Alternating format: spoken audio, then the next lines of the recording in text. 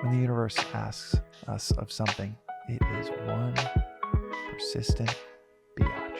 It will not stop asking it. And if the reasons that we're muting it, escaping it, turning that volume knob down, distracting ourselves from it, it's because we don't want that discomfort. Welcome back, everybody. We're back with another reflection on the Daily Vedantic. Listening.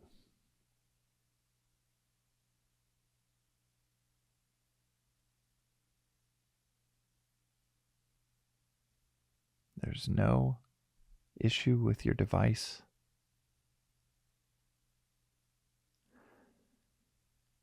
The audio didn't skip.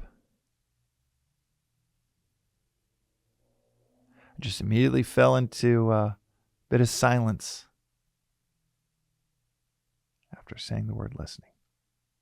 Part of that is because I love this phrase from Arthur Schopenhauer said, do your words come from silence, or do they come from more words? It's a question I continually ask myself for these episodes.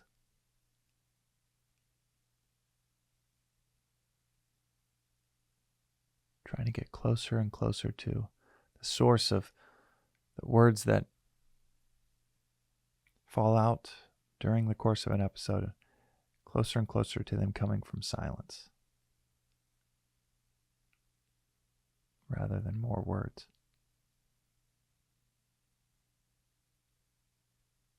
It's such a great phrase and question to ask ourselves for our work, for the action you're about to take.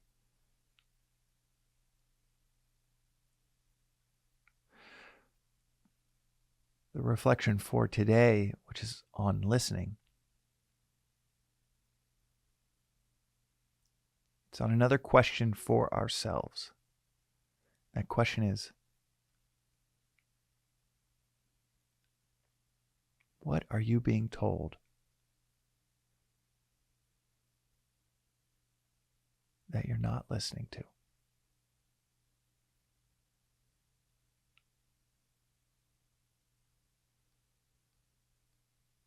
What is the universe? Your community?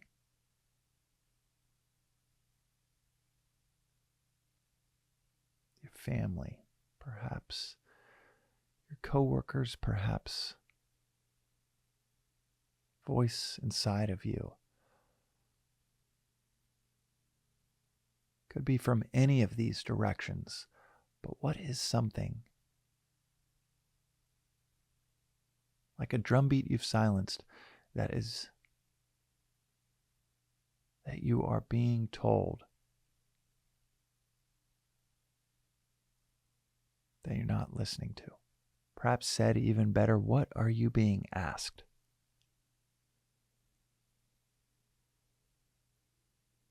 that you are not listening to?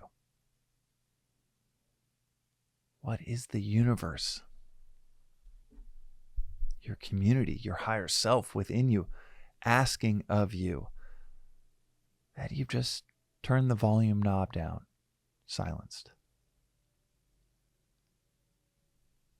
But you see the closed captions on the TV and you read them and the message is still somehow getting through despite your best efforts to mute it.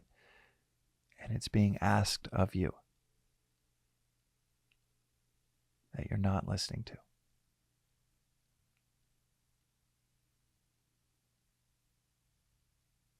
I don't mean this literally, that someone has been asking you for something, that someone in your life has been telling you something over and over again, and you just know it's not the truth, or you know it's not for you, or you know it's just coming from a place of fear or attachment from that other person. I don't mean this literally, though that could also be the case. I mean this more in the sense of something that you can offer, that you are wired, built, designed to offer, that you're wired for.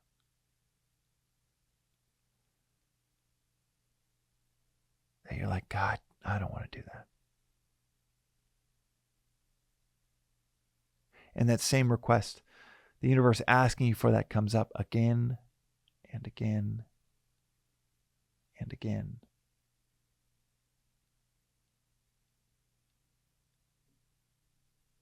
When the universe asks us of something, it is one persistent biatch. It will not stop asking you. And if the reasons that we're muting it, escaping it, turning that volume knob down, distracting ourselves from it, is because we don't want that discomfort. Or it seems like that would be just too hard. This philosophy tells us that when we surrender to a duty-bound existence, immediate peace follows.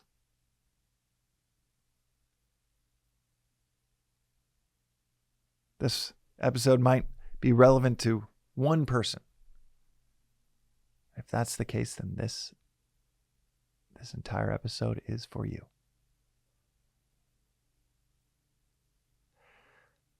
To ask yourself, what is being asked of me that I'm not listening to? And if it is out of discomfort, or man, that's the last thing that I would ever want to do, I'll offer you 3 thoughts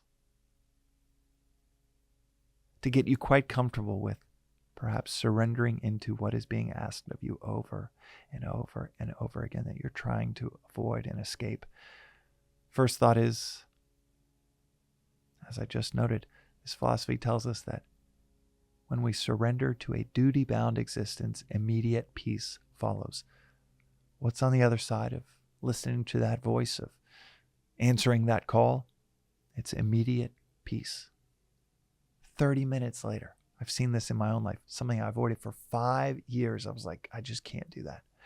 Can't do it. It's too hard. I tried it before. It was 6 years of a hellscape. I'm not going to do it again. And 5 years of it just knocking and knocking and knocking. Before I opened the door, after reading 18th chapter of the Gita and coming across this principle of surrender to a duty-bound existence and immediate peace follows. And it was immediate. It was like 40 minutes later, I was like, oh my God, washing over me, peace that I had not felt. And I don't know if I'd ever felt it.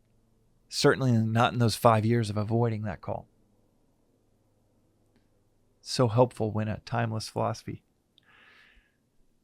tells us what we can expect on the other side of something that feels quite uncomfortable. The second thing I will tell you, which is not going to be as comforting, it's a quote that I'll drop on this podcast project quite often from Joseph Campbell, the revered Vedantic, that said, "The treasure you seek is in the cave you least want to enter." What you want most. It might be right on the other side of answering that call that you feel like is going to be so uncomfortable, anathema to you. You've maybe avoided it your whole life, but it keeps knocking and you're like, I think I can keep avoiding this. But as it gets louder, or maybe during a reflection after this episode, you're like, you know what? Maybe what I really want is in the cave I least want to enter. And maybe that other thing is true too. Immediate peace might follow. And it's not what I would have designed, what I would have selfishly designed for myself, but it keeps being asked of me by my community, by those around me, over and over and over again. Guess I'm just going to toss up my hands and go into this cave, see what happens. Third thing I will add that is quite comforting, and perhaps heeding the call that you think is going to be the most uncomfortable, is that this philosophy also tells us that nothing feels as good as doing what we ought to do. That huge task you've put off for weeks or months, maybe years, that conversation that you've put off for weeks, months, or years, that revelation, that revealing that part of yourself to your community that you've put off for weeks, months, years, that ask, that knock on the door for you to do this thing that you're wired for, that you just, takes such a toll on you. You're like, no, I don't want to do that. When we answer that call, when we open that door, when we say yes to the truth, as Christ said, the truth will set us free. Freedom is on the other side. Immediate peace is on the other side. And a feeling inside of us that nothing compares to, because it feels so good. That's on the other side. But it all starts with just listening. Maybe this thing that's buried beneath 15 layers of escape or ignorance, as Alan Watts would say. Not ignorance, but a voluntary ignorance. Creating that ignorance of what is being asked of us, with sitting with what is being asked of me that I'm not listening to. With that intentional listening. Not speaking, not doing, but listening. Waiting for that silence. Seeing if your next words or actions could come from silence instead of more words or other actions. My bet is that with that listening, the answer will become extremely clear. And that's today's reflection on the Daily Vedantic. We'll see you next time.